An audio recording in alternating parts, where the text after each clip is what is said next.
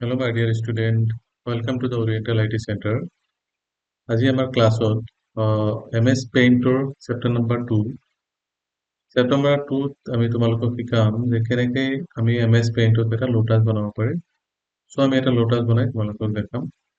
ব'লা আমি স্ক্ৰীনত যাওঁ। তাৰ কাৰণে আমি চাৰ্চ বাৰত যাই কালি যেনেকৈ দেখাইছিলোঁ পেইণ্ট বুলি চাৰ্চ কৰিব লাগিব। পেইণ্ট চাৰ্চ কৰাৰ লগে লগে ইয়াতে আহিব পেইণ্ট এপ। ক্লিক কৰাৰ লগে লগে পেইণ্ট এপ ওপেন হ'ব। এতিয়া এই পেইণ্ট এপত আমি এটা লোটাছ বনাম। লোটাছটো কেনেকৈ বনাব পাৰোঁ তোমালোকে চোৱা। ফাৰ্ষ্ট অফ অল আমি ইয়াতে যিটো শ্বেপ আছে শ্বেপ টুলছৰ পৰা এটা টুলছ ল'ব লাগিব কাৰ্ভ টুল। প্ৰথমতে আমি এটা কাৰ্ভ টুল ল'লোঁ। এনেকৈ চিধা কৰি মই এটা কাৰ্ভ টুল ল'ম। লোৱাৰ পিছতে কাৰ্ভ টুলছটো আমি ইয়াতে অলপ বেণ্ড কৰি দিব লাগিব। বেণ্ড কৰি দিব লাগিব। এটা বস্তু এতিয়া যদি আকৌ আমি ইয়াতে ক্লিক কৰোঁ, আকৌ ক্লিক কৰাৰ লগে লগে কিন্তু কাৰ্ভটো বেয়া হৈ গ'ল। গতিকে আমি ওৱান ক্লিকত কামটো কৰিব লাগিব। আৰু দুটা ক্লিক কৰা আমাৰ টাইম থাকে, দুটা ক্লিক কৰিলে আমাৰ যিটো শ্বেপ আছে শ্বেপটো বেয়া হৈ যাব। চ' আমি কেনেকৈ কৰিব লাগিব এইটো মই ক্লিয়াৰলি দেখাই আছোঁ। আকৌ আমি ল'ম এটা শ্বেপ কাৰ্ভ টুলছ। কাৰ্ভৰ পৰা এনেকৈ এটা কাৰ্ভ ড্ৰ কৰিম। ড্ৰ কৰাৰ পিছত আমি ইয়াতে যে আমি ক্লিক কৰিলোঁ। নেক্সট আকৌ আমি কাৰ্ভত যাই ক্লিক কৰিব লাগিব। কাৰ্ভত যাই ক্লিক কৰাৰ পিছত আমি ইয়াতে যাই এনেকুৱা এটা কাৰ্ভ বনাম। স্লাইডলি আমি ওপৰত উঠাই দিম এনেকৈ বেণ্ড কৰি। এগেইন আমি কাৰ্ভত যাব লাগিব। যে আকৌ এটা কাৰ্ভ আমি ইয়াতে ল'ব লাগিব ইয়ালৈকে। হ'ল। এতিয়া এই কাৰ্ভটোক আমি ইয়ালৈকে ল'লোঁ। এগেইন আমি কাৰ্ভ এটা ল'ম। এই কাৰ্ভটো লৈ ইয়াতে এনেকৈ দিম। এটা অলপ বেণ্ড কৰি দিলোঁ। এগেইন আৰু এটা কাৰ্ভ ল'ম।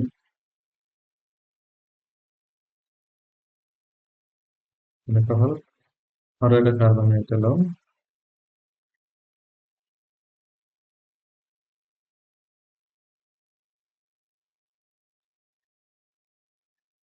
আছে। আৰু এটা কাৰ্ভ লৈ আমি এই কাৰ্ভটো ল'ব তেনেকৈ আৰু তেনেকৈ লগাই দিম। হৈ গ'ল। তেনেকৈ কাৰ্ভ লোৱাৰ পিছত আমি এই কাৰ্ভটোক চিলেক্ট কৰিব লাগিব। এটা বস্তু মই ইয়াতে দেখাব বিচাৰিছোঁ, যদি আমি কোনো এটা বস্তু চিলেক্ট কৰোঁ, এটা চাপ'জ এই বস্তুটো চিলেক্ট কৰোঁ, এইটো কালাৰ কৰি দিলোঁ আমি। ইয়াতে ফিল টেপটো লৈ ফিল টেপ লৈ ইয়াতে কালাৰ কৰি দিলোঁ। এইটো যদি আমি চিলেক্ট কৰিব যাওঁ, ইয়াতে চিলেকশ্যন টুলছত যায়, ইয়াতে চিলেক্ট টুলছ। ইয়াতে চাপ'জ এইটো আমি চিলেক্ট কৰিম, ৰেক্টেংগুলাৰ টুলছত এনেকৈ চিলেকশ্যন কৰিম। চিলেকশ্যন কৰাৰ পিছত যদি মুভ কৰোঁ, ইয়াতে কিন্তু ট্ৰান্সপেৰেণ্ট যিটো কালাৰ আছে বেকগ্ৰাউণ্ড কালাৰটো এটা অহা নাই। সেনেকুৱা কালাৰ আমি ইয়াতে দিব লাগিব। এইটো কাৰণে কি কৰিব লাগিব, ইয়াতে দুটা বস্তু আছে ট্ৰান্সপাৰেণ্ট চিলেকশ্যন। ট্ৰান্সপাৰেণ্ট চিলেকশ্যনত যাব লাগিব, যাই আমি এইটো চিলেক্ট কৰিম এনেকৈ। এটা আমি চিলেক্ট কৰি দিম। চিলেক্ট কৰাৰ পিছত আমি এটা কপি কৰিব লাগিব। কপি কেনেকৈ কৰিম, ৰাইট ক্লিক কপি। কপি কৰাৰ পিছত আমি এটা ৰাইট ক্লিক কৰিব লাগিব, পেষ্ট কৰিব লাগিব। পেষ্ট কৰাৰ পিছত বস্তুটো আমাৰ এনেকুৱা হ'ল। এইটো হোৱাৰ পিছত আমি এইটো কি কৰিব লাগিব, শ্বেপটো এইটো আমি ৰোটেট কৰিব লাগিব। ৰোটেট অপশ্যনত যায় তাতে ফ্লিপ অপশ্যন আছে।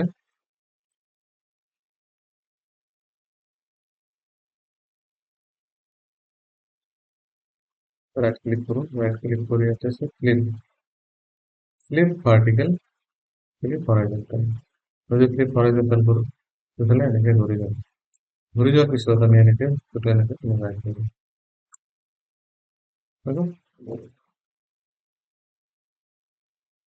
তো এইটো কৰাৰ পিছত আমি আকৌ এনেকে এটা কাপ ল'ব লাগিব।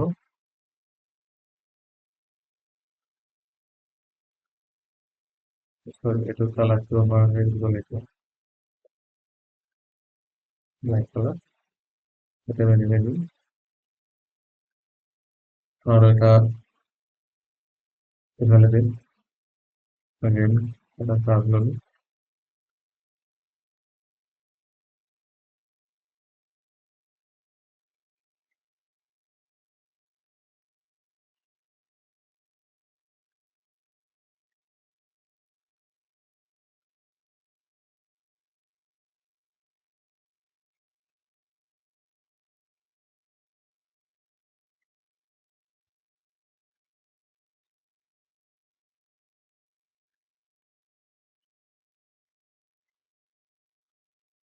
আমি মানে এনেকে এটা হাতত এটা এনেকে লৈ ল'ম ইয়াৰ পৰা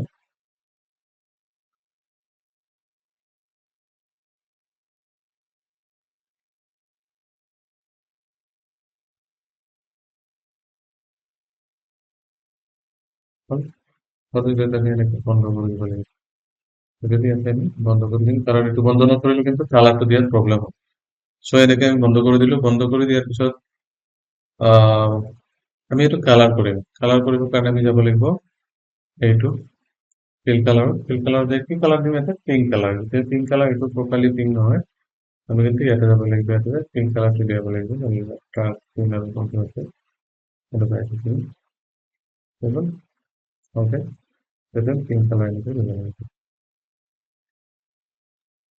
এইটো পিংক কালাৰ দিলো ইয়াৰ পিছত আমি এটা গ্ৰীণ কালাৰ এটা দিব লাগিব এইটো green দিলো ইয়াতে আমি পিংক কালাৰ দিলো আৰু তলৰ যিটো এইটো কালাৰ আছে সেইটো কালাৰ আমি বেলেগ কালাৰ দিলো